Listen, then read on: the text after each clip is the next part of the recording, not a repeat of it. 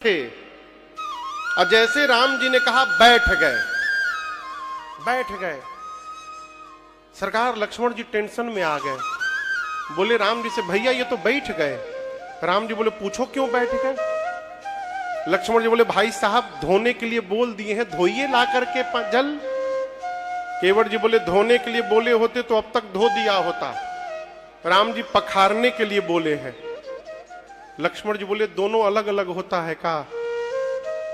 केवट जी बोले यदि एक ही होता तो दो शब्द क्यों बनाया जाता है। बोले हमको भी समझाओ। बोले धोने का मतलब अकेले धो दिया जाए, अब पखारने का मतलब बच्चों को, परिवार को, पत्नी को, सबको बिठा करके और सबके सामने धोने का नाम है पखारना। परिवार तो मेरा घर में अकेले कैसे पखार दे हम।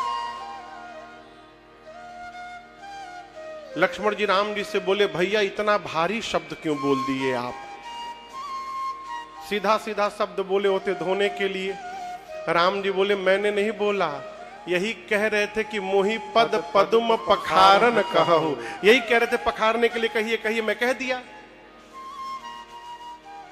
कभी कभी बनाने में बिगड़ जाते हैं सरकार, इसलिए सबसे बढ़िया जो भाषा आप जानते हैं उसी में बात करिए।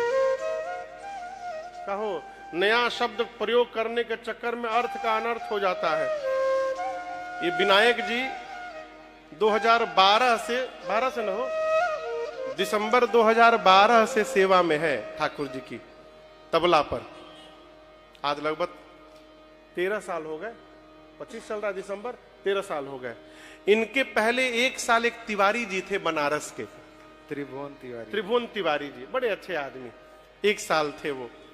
तो एक बार हम कथा में हम लोग कहीं बैठे थे उड़ीसा में, तो बैठे थे कमरे में, मैं संध्या कर रहा था, तो हमसे बोले महाराज जानते हैं एक बार मैं एक महाराज जी के साथ कथा में तबला बजाता था, तो वो महाराज जी प्रज्ञा चक्षु थे।